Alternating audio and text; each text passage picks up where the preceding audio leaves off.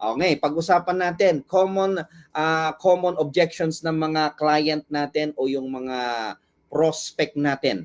Probably kung meron kayo something in mind sa mga nanonood po, if you have something in mind there, pwede nyo pong i-chat sa ating comment section para mabasa ng karamihan, para mabigyan nyo rin mabigyan kayo ng ideas ano yung mga magandang kasagutan o paano natin paano natin sagutin ang mga common objection ng mga prospect natin. Okay? So, to those of you na may mga ideas, ano yung mga na-encounter nyo, na-experience nyo, na alam nyong effective, feel free na i-comment sa atin sa comment box para mas maraming matutunan yung mga nanonood, lalong-lalo na po yung mga bago pa lang sa ating industriya. So probably maraming bagong nanonood dito, mga bagong sali sa ating industriya. Kaya kayo mga partners natin na medyo matatagal na po sa gantong industriya, maganda po i-mention nyo probably pwede nyong i-DM yung mga kakilala nyo na mga bago pa lang na kailangan nilang matutunan itong mga gantong bagay. Yan, okay? Hello sa mga bagong pasok pa lang dito na nakikinig. Mamaya ko na po babanggitin yung iba para mabilis tayo at hindi ako mawala sa topic as I'm sipping my coffee right now. Siyempre, alam nyo naman, coffee is life. Okay, number 1. Anong number 1 na common objection ng ating mga prospect o kliyente? Mahal, di ba? Minsan, have you encountered those things? Yung mahal daw ang tawag dito, ang entry fee natin. Yan, mahal daw ang produkto natin. Yan. Ano ang pangkaraniwang sinasagot nyo o isinasagot nyo sa mga client nyo o prospect nyo na ang objection nila ay mahal ang produkto o mahal probably ang package? Yan. Ano ang pangkaraniwang isinasagot nyo? Para may matutunan tayo, you could answer in your comment section para hindi lang panay greetings yung nababasa natin dito sa comment box. Mas maganda, hello Almera na nasa Laguna. Yan. Hello, saan ka ba sa Laguna? Nasa Santa Rosa ba? Hello sa inyong lahat. O sa South Cotabato, meron din tayong nanonood, South Cotabato. Sige, tama na mo. Okay, narinig nyo ba yung sinabi ko? Ano yung mga pangkaraniwan yung isinasagot? Yan. Yan, katulad ni Mark. Anong sabi niya? Okay, paggastos, mahal. Pag-invest, mura pa yan. Yes, yan yung mga magagandang sagot. Diba? Ngayon, pwedeng sabihin sa ating mga kliyente, siguro kahit magkano pa yan, kung ikakabago ng buhay mo yan, magagawan ng paraan, di ba? Mahal po kung sa gastos, pero kung sa pagninegosyo, mura lang po. From Caloocan, si Sunny Dalit. Yan, siguro probably napanood nyo na yung mga presentation ko, mga old presentation ko na lagi kong binabanggit ito, di ba? Pag ikakabago ng buhay natin ang pag-uusapan, hindi mahal yan, di ba? Pero kung gastos, natural, mahal po yan. Okay? Yan. Mas mahal po kung gagastusin, sabi ni Rowena Alipio. Okay, yan. Ano pa? Okay, so nilalagpasan ko lang muna yung mga greetings nyo kasi mapa-flood tayo ng greetings dito. Yan, para mas marami tayong mapag-usapan dito. Mahal po kasi ang pangarap. Yan, tama. Ang kapalit from Mylene. Yan, good. Di ba? Pag ang tinitingnan agad natin yung ilalabas na a certain amount of money na ilalabas natin, minsan ganun agad ang reaction natin, mahal. Pero have you thought of this? Na kuminsan yung cellphone mo ang mahal-mahal na hindi naman ikinakabago ng buhay mo, pero nagagawan mo ng paraan. May mga bagay tayong binibili. Gamit man yan sa bahay, gamit man sa katawan natin, pansariling katawan natin, pero hindi natin napapansin, mahal ito. Pero hindi mo ba naiisip na minsan may nabibili kang mahal pero hindi naman nakakatulong sa pagbabago ng buhay mo pero hindi mo sinasabing mahal? Yan. Okay? Parang ang dami kong kakilala na bumibili ng mga cellphones nila worth more than 70,000. Just like iPhone 13, yan, mga S21 probably. Ang dami kong na-encounter kaibigan, nakakilala na kayang-kaya nilang mag-produce, kayang-kaya nilang maglabas ng pera sa mga ganong gadget. Pero sa ikakabago ng buhay natin, bakit hirap na hirap tayo? Yan. So, ano yung mga pangkaraniwang isinasagot nyo sa mga gantong objection ng mga kliyente nyo? Masyadong mahal eh. Para sa akin, ayan, sabi ni Sir Ram, kung i-compare natin sa mga traditional business, murang-mura na po ito. Yan, correct. Okay? Okay, yun agad kasi yung perception ng tao when they put up a certain amount of money, mahal agad. Okay? Pero hindi nila nakikita kung certain amount of money inilabas mo ba, ang kapalit ba ay value for money. Ibig sabihin ba, yung inilabas mong pera, okay, sulit ba doon sa bumabalik na produkto sa'yo? Yan, bago mo sabihin na ang isang bagay ay mahal o mura.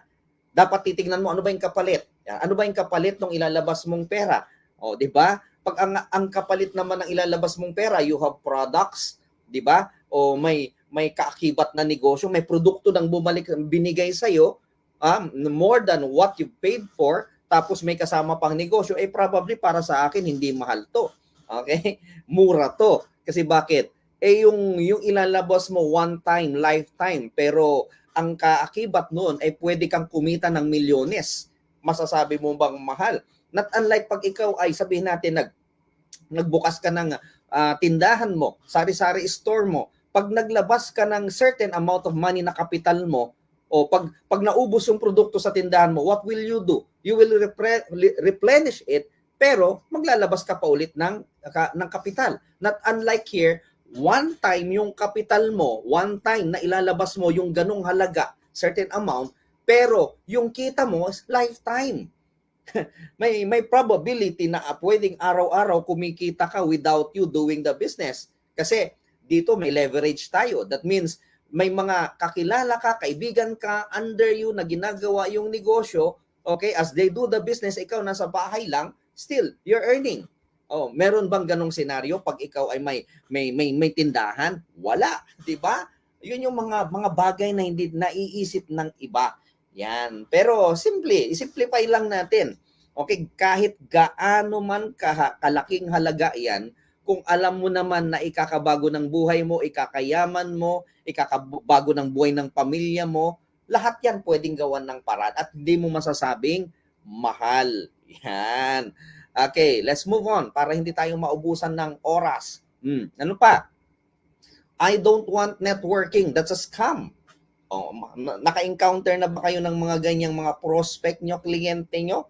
Ayaw sa networking dahil scam daw ang perception nila o pagkakaintindi nila sa ginagalawan nating mundo. O pag sinabing networking, pag may mga naririnig ka na ba na, ay, kadiri, ay, parang allergic na sila sa networking. Di ba? O paano nyo i-counter ito? Paano nyo sagutin ito? Yan, as I could see here, nasa almost 300 na tayo na tawag dito na manonood at sa 300 na tayong manonood at tagapakinig. Yan, paano nyo sagutin yung mga gantong mga objection ng mga tao? Networking. Yan. So, normally sa akin kasi, tinatanong ko yung kliyente ko kung ano ba ang pagkakaintindi niya sa networking. Yan. Hindi mo ba part ka din ng network ng boss mo? Sabi ni Isay. Okay? Okay? Ang pangkaraniwang sinasagot ko, tinatanong ko yung nag-object o yung prospect kung ano ba ang pagkakaintindi niya sa networking. Probably, marami kasing tao na misinterpret nila ang networking. Akala nila pag networking, gine-generalize nila na scam. Hindi. Okay? Totoo, may mga company na scam, pero that doesn't mean lahat ng company is scam. Okay? Parang jowa mo. Parang jowa mo, 'di ba? Na-scam ka rin noon. O, 'di ba? Sabi niya mahal ka niya, pero iba ang kapiling niya. O, 'di ba? Scam 'yon. O, tao ang nag-scam, di company. Sabi ni Joy, tama. O, balik ka sa kanya ang tanong. Balik ka sa kanya ang tanong. Okay? Yan, 'di ba? Mas scam nga yung jowa mo eh. Bakit? Ang daming pinangako pero asan na siya ngayon? Napako. Anong ginawa niya? Sumakabilang bahay. Yan, 'di ba? Mas scam 'yun. No, alamin mo kung ano ba talaga ang scam na company at hindi. Saan ka nakakita ng isang kumpanya katulad ng kumpanya natin, Power Consumerism? It's been existing for 16 years now and technically 17 years na po ang ating kumpanya. Okay, as I speak, this coming September, okay, magiging 17th year na tayo, 17th year na ang Empowered Consumerism.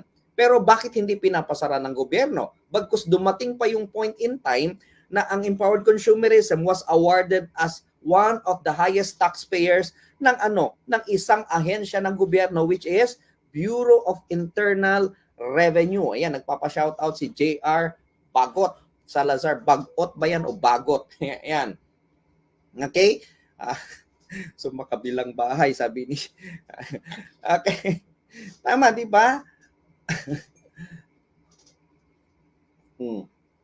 You must know ano ba talaga ang definition ng scam. Yan. Kasi I doubt kung ang isang company ay scam pero tatagal ng sabihin na natin 5 years, 10 years. I doubt. Tayo hindi eh.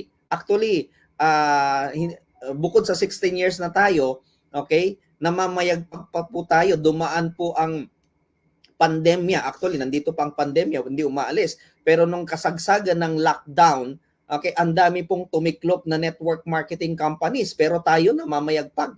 All I thought na nung panahon ng lockdown, maraming mawawalan ng kita, maraming hindi kikita, pero bagkos kabaliktaran nagkamali kami ng akala.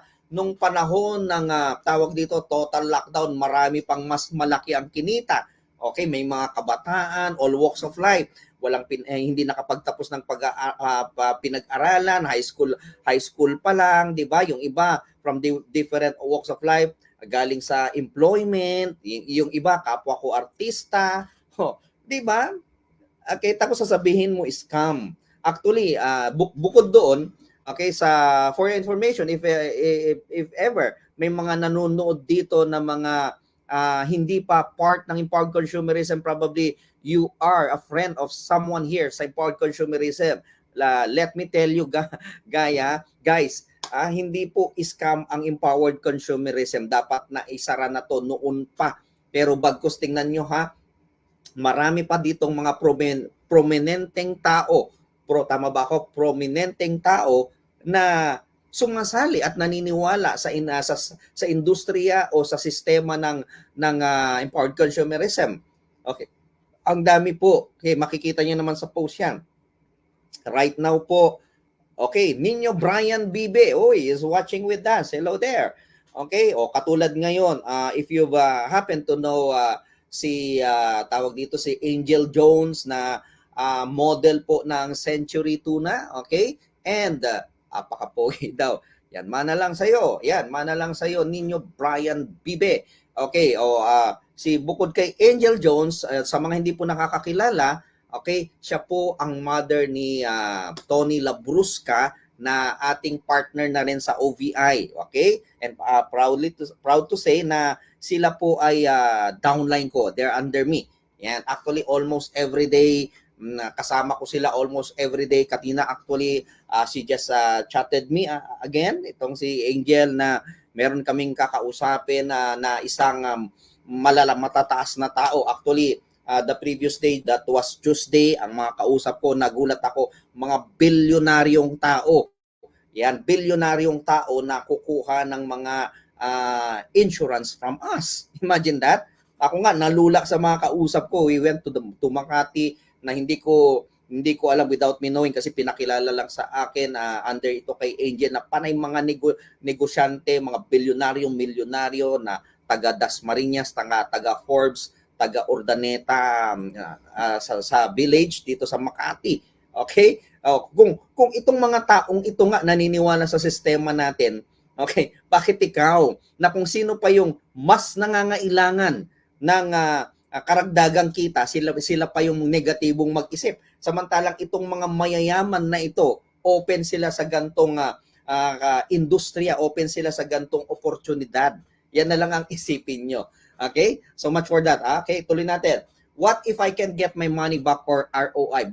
What if hindi ko mabawi yung puhunan ko? Yan, baka may na-encounter kayong ganyan. Di ba? What if, halimbawa, naglabas ako ng certain amount kung ano man yan, 'di ba? Kung anong kinuha mo, tawag dito, yan, thank you sa mga comment nyo ha. That's good. Yan. So kung may mga karagdagang kayong ideas, just feel free to comment down diyan sa comment box natin para maraming matutunan mga viewers natin, lalo na po yung mga nag-uumpisa. So ito, imagine this, okay? Iniisip nila kung mababawi ba nila yung puhunan nila. The mere fact na may bumalik na produkto sa iyo that's worth more than what you paid for, bawi ka na actually eh. Tapos sasabihin mo sa akin, baka hindi mabawi. Nakabawi ka na nga actually eh. Kasi may bumalik sa'yo. Yan. Pag wala kang nabawi, walang produkto, walang tangible na produkto na bumalik sa'yo, that's the time probably you will question it. Pero hindi, may bumalik sa'yo eh. Diba? May bumalik sa'yo. So that means bawing-bawi ka. It's more than what you paid for. Plus, may kakibat na negosyo. Yan po yung binabanggit ko kanina na lifetime yung negosyo mo. Minsan ka lang naglabas ng puhunan pero lifetime kumikita ka. Okay? May mga distributor pa nga rito kahit na hindi mo na nakikita yung iba may sakit pero because of the leverage, yung system ng na-leverage sila, kumikita pa rin sila up until now. Kahit na hindi sila masyadong naglalabas, hindi masyadong kinakandak yung business. Okay, hindi nila sinasamahan yung mga business partner nila, okay? Pero yung mga business partner nila yun pa yung masisipag pero wala kang choice kung hindi kumita because you're under mo tong mga masisipag, di ba? Ang iniisip nila agad makabawi. Tama? Oh. May ganun ba? So, kung sinong may mga karapatang mag-isip nun, yan yung mga nagtatayo ng mall, di ba? Ang lalaki ng puhunan niyan, bilyon ng puhunan yan eh. Pero how come may mga product at services babalik sa almost 84%? Sabi ni Madam Manuela Kaduyak. More than pa. Okay, more than 84% pa yung bumalik sa iyo actually. Yan, okay? Kasi tayo ay nag-abide sa batas ng Department of Trade and Industry and the Securities Commission na sabi nila pag may inilabas tayong certain amount of money, kinakailangan at least 74 to 94% ng inilabas ng isang kliyente na puhunan o pera ay babalik sa kanya sa pamamagitan ng produkto o serbisyo. Sa atin hindi lang okay? Hindi lang ganun, ang daming serbisyo actually Yung kinain mo na nga lang na 10 extra rice nung ikaw ay kinausap ng sponsor mo hindi pa ba sapat yon? Ayan, sabi products pa lang healthy ka na. Ano pa? I don't have enough capital to start the business. Wala akong sapat na kapital para iumpisahan ang negosyo. Kaya nga kailangan mong gumawa ng paraan. Kaya nga kailangan mong dapat mas gawin mo to kasi yan na yung problema mo ever since wala kang pera. Tandaan mo to kapatid, kaibigan ha. Baka meron ditong ganyan ang problema. Walang karampatang o sapat na halaga para mamuhunan sa isang oportunidad. Okay? Gaya ng sabi ko, kung ikakabago ng buhay ko yan, maraming pwedeng gawing paraan. Pwedeng mangutang. Okay? Hindi po masama ang mangutang. Tandaan nyo yan. Ang masama yung hindi ka nagbabayad. Tignan nyo yung mga kapitalista. Tignan nyo yung mga nagtatayo ng negosyo dyan. Anong mga itinatayo na nilang negosyo? Napakalaking negosyo. Alam nyo ba ang mga fast food chain? Yan, mga fast food chain just like Jollibee, McDo, ano man yung mga nalalaman nyo dyan ng malalaking fast food chain, magkano ba ang puhunan yan? 30 to 50 million. Alam nyo ba ang ROI niyan? Ibig sabihin yung kung kailan mababawi yung kanilang inilabas, it will take about 5 years. Risk, di ba? Risk. Kung bagay kung ako, bakit ako maglalabas ng 30 to 50 million kung after 5 years pa ako kikita? Pero nandoon kasi yung point nandun yung point Okay? Gamitin ang utang as money basta para sa negosyo, walang tao na walang utang. Probably itong si Joy may utang to. Ibig sabihin kung wala kang puhunan, ipangutang mo, hindi masamang mangutang. Tingnan niyo yung mga negosyante diyan. Kung mangutang sila billion-billion, million-million, pero hindi sila natatakot because they know na pag pinut up nila ang certain business, alam nila, nakikitain nila yun at makakapagbayad sila. Pero hindi yung iniisip mo agad na pag ikaw ay magpuput up ng kapital mo ay kailangan mabawi agad o wala kang sabi mo wala kang kapital para magtayo ng certain business. Okay? So ngayon, sa tingin mo, dahil marami sa atin ang gusto magbagong buhay, sa anong pamamaraan, okay, ang naiisip mo o nakikita mo para makuha mo yung mga pangarap mo, bahay man yan, sasakyan man yan, o sabihin na natin para magbago ang buhay mo. Now, this is the opportunity. Okay? Isa ito sa ilagay natin sa kukote natin. Ito isang oportunidad na tandaan natin, minimal lang yung kapital na ilalabas mo pero ang potential niya, pwede kang kumita ng milyon-milyon. Tapos sasabihin mo sa akin, wala kang kapital. Lahat po ng yumaman, nagtayo ng negosyo, tandaan nyo, lahat yan minsan walang kapital, ginagawa lang nila ng paraan para magkaroon sila ng kapital. Ako mismo, nag-umpisa ako sa gantong negosyo, wala akong kapital dahil ako'y di hamak na isang janitor lamang dahil ako isang high school graduate lamang.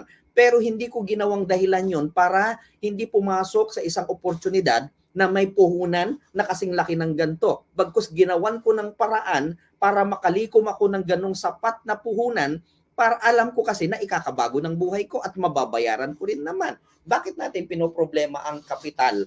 Alam mo ba, marami sa atin kahit hindi dito sa industriya natin, kahit sa employment may kapital ka. 'Di ba? Sa employment una-una kapital mo, you should be at least nasa second level ka ng tawag dito na kasi ako naalala ko nung ako'y nag-a-apply ng trabaho, at least kailangan daw second level ng college yung naabot ko para ma-hire ako. Kung gusto ko yung medyo magandang posisyon.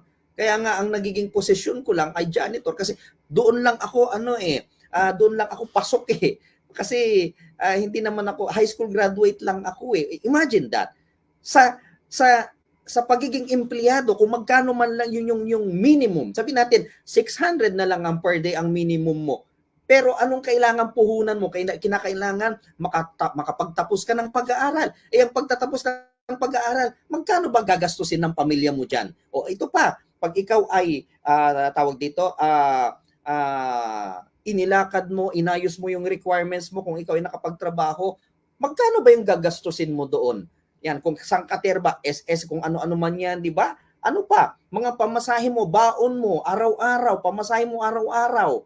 Hindi ba kapital? Yan lahat yan kapital na hindi lang natin naiisip. Akala kasi natin, ang kapital lang, yung certain amount of money nilabas mo, yun na yung kapital. Hindi.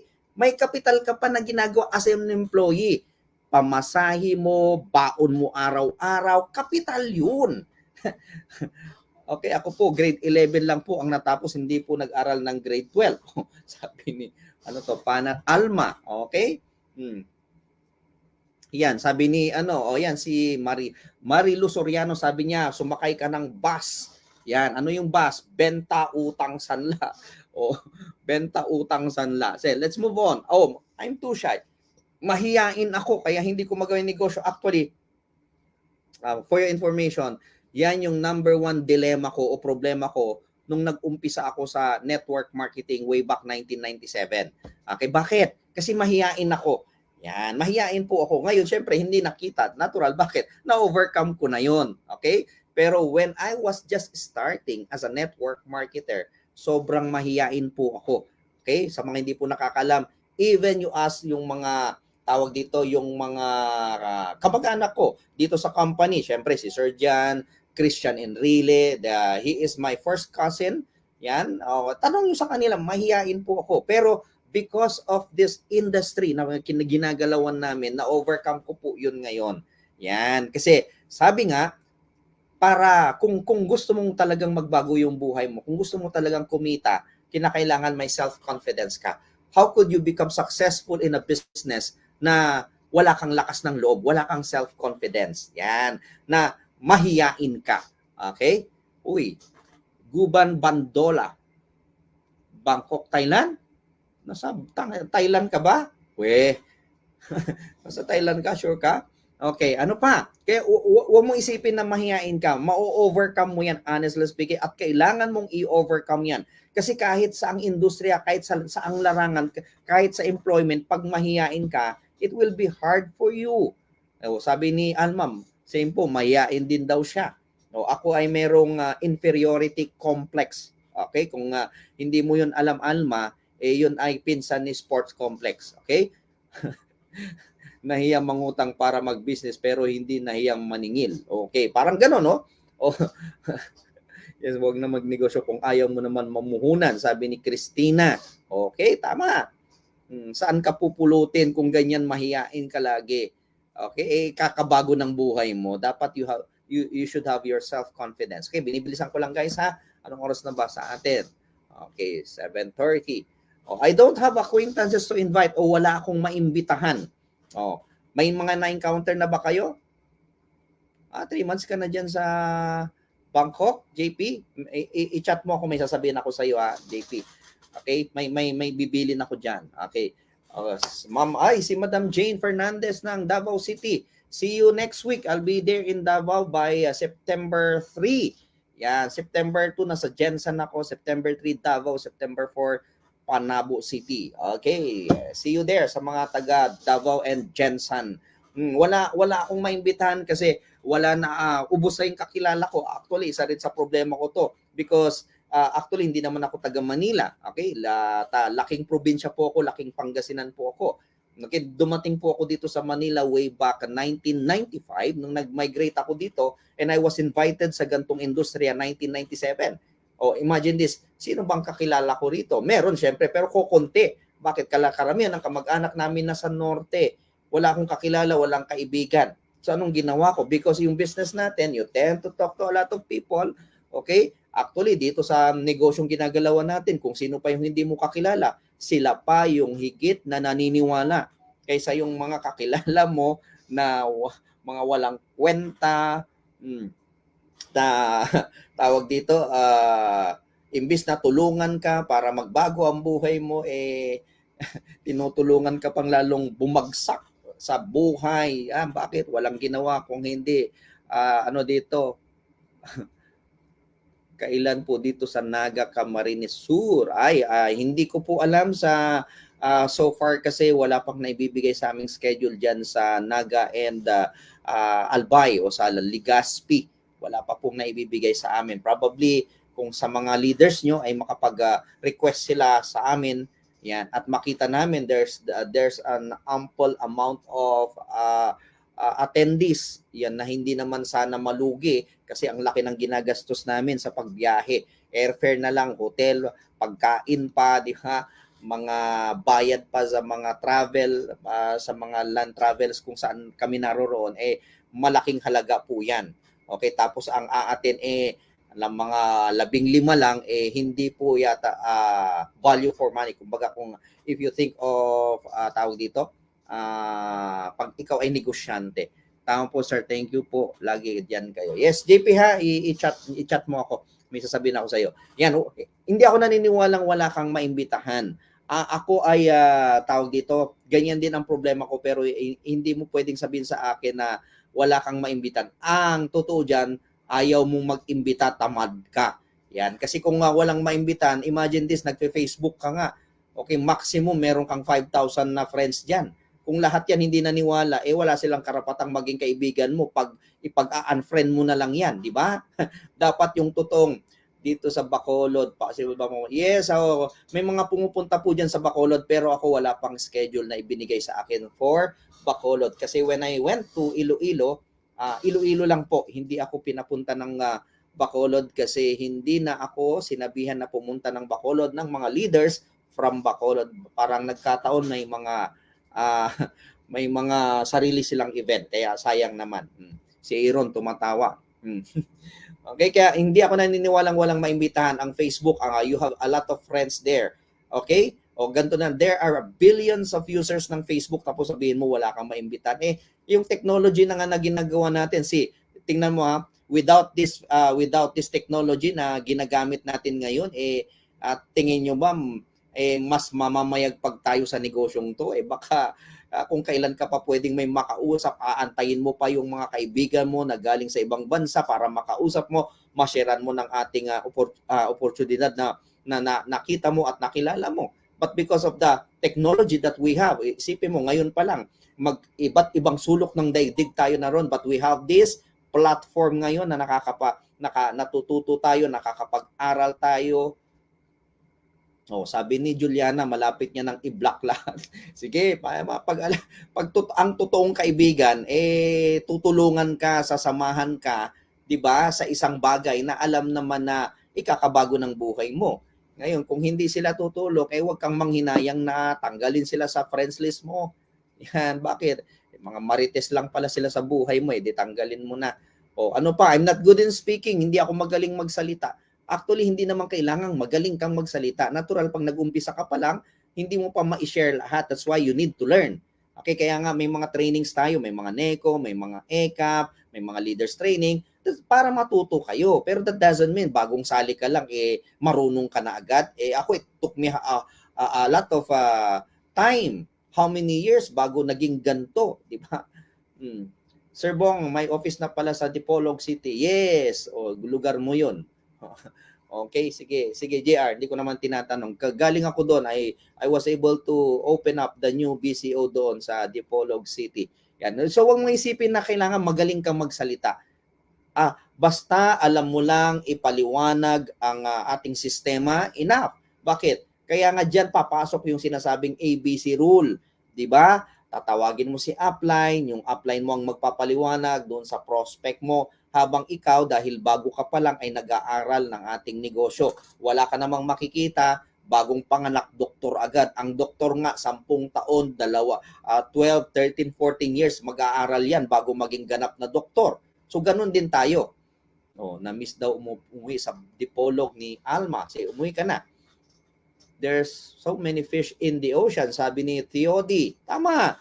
Okay, ang dami pang pwedeng ang daming naghahanap ng oportunidad diyan sa labas.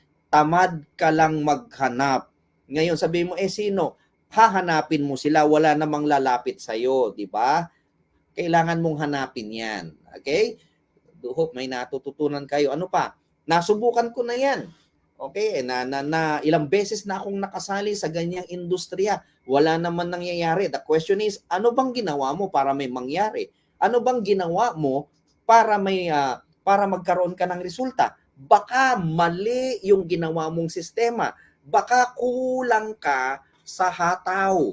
Yan. So, kung ikaw sinasabi mo ngayon na ilang kumpanya na yung nasalihan mo at walang nangyari sa'yo, maraming pwedeng maging dahilan yan.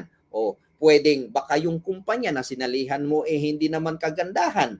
O baka naman yung sistema na ginawa mo doing the business is not the right system. O baka naman tamad ka. Yan. O baka naman hindi ka nag-iimbita, nag-aantay ka ng may lalapit sa'yo. Nakakita ka na ba ng mga hindi pwedeng ganoon Okay? Kailangan hahanapin at hahanapin mo. O kumbaga sa relasyon, 'di ba? O sa relasyon tawag dito, I commend those yung mga nakapagrelasyon na isang beses lang at hindi na nabigo. Pero majority ng tao, okay, alam nyo ba yan na bago makapangasawa yan, nanggaling yan sa mga iba-ibang relasyon. Okay? May nangungumusta. Si Maricel Gonzalez. Okay, nangungumusta sa comment box. Okay? Parang sabi nila, ako ang dami kong nakarelasyon. Hindi naman sa nagyayabang. Yun nga lang kasi, hindi probably there were not the right person for you. Diba? Hahanapin mo yung right person for you. Same thing with the company. Probably yung mga nasalihan mo na ibang kumpanya is not the right company for you. Baka ito na yung company na right for you. Pero that doesn't mean walang matinong kumpanya. Okay? May matinong kumpanya. Ikaw lang siguro ang hindi matino. Ang dami ko kasing naririnig na gano'n pare-pareho lang yan. Wala naman ang mga scam yan. Walang matitinong kumpanya sa network marketing. Ang tanong, ikaw ba matino? Baka ikaw ang hindi matino. Baka matino yung kumpanyang sinalihan mo, pero ikaw hindi matino. Pero dinadamay mo yung kumpanya na hindi matino, wala ka namang ginawa para maging successful ka. Bakit sisisihin mo yung kumpanya? Ay, ambot si mong lubot. Ano pa? I can't. I think that's difficult to do. O mahirap yan. Hindi ko kayang gawin. O, ano naman ang sagot nyo doon sa mga ganong objection ng mga prospect nyo? O, tumatawa si Alma. Bakit ka napapatawa, Alma? Okay, hindi ko kaya yan. Mahirap yan. Okay? Ngayon, kung sasabihin mo sa aking mahirap, anong aspeto ng buhay natin o saan mo ba nakikita na oportunidad o larangan o ano pa ba industriya ang gagawin mo na madali para makuha mo ang mga pangarap mo? Sige nga, sabihin mo sa akin. Kung ang pangarap mo magkaroon ka ng sasakyan, okay? Kung ang pangarap mo ay Marvin Urbano ng Novaliches, kung ang pangarap mo ay magkaroon ng sarili mong bahay, kung pangarap mo ay kumita ng sapat na halaga para maiahon mo ang pamilya mo o ma-survive nyo yung pang-araw-araw, sa tingin mo ano ang kailangan mong gawin? Yan. Okay? Di ba lahat ng bagay gagawin mo para sa pamilya mo? Ngayon sasabihin mo sa akin mahirap. Walang madali, kapatid, kaibigan. Walang madali sa mundong ibabaw. Lahat mahirap. Okay? Pero pag yan ang sasabihin mo sa akin, tandaan nyo to ha, pag ang sasabihin nyo sa akin na dahilan ay mahirap, hindi actually yung gagawin mo ang mahirap. Ang mahirap talaga nasa utak mo. Bakit? Kasi pinangungunahan mo ang isang bagay na sabi mo mahirap, pero sa totoo lang, kaya mo, yun nga lang, ayaw mong gawin. Tamad kang humataw. Ayaw mong gawin yung mga dapat mong gawin para maging successful ka. Ngayon sasabihin mo sa akin mahirap. Lahat ng kailangan mong gawin, tandaan mo to, kung komportable ka sa mga ginagawa mo, ibig sabihin, hindi mo mararating yung mga kailangan mong marating kasi komportable ka. Halimbawa, ano ba yung narating mo ngayon? Yan. Kung ganyan ang buhay mo ngayon, kung ano yung estado ng buhay mo ngayon, lahat ng ginawa mo, yun kasi yung komportable ka. Ngayon, kung mas may higit ka pa na inaasam sa buhay, sabi nga nila, to become successful, you must do things na hindi ka komportable. Yan. Okay? Kasi nga, lahat ng bagay na komportable ka, ginawa mo, kaya yan yung estado mo ngayon sa buhay. Ngayon, para mas umangat yung buhay mo, gawin mo naman yung mga bagay na hindi ka komportable. Baka doon ka dadalhin sa mga gusto mong marating. Yan. So gawin mo yung hindi ka komportable. Sir Bong, ano ba yung mga hindi ko komportableng bagay? Yung nare-reject ka, yung pinagtatawanan ka, yung nilalait ka, hindi ka komportable, di ba? Sino ba sa inyo gustong laitin? Sino ba sa inyo pag pinagtawanan hindi magre-react? Natural, lahat naman tayo may emotion, di ba?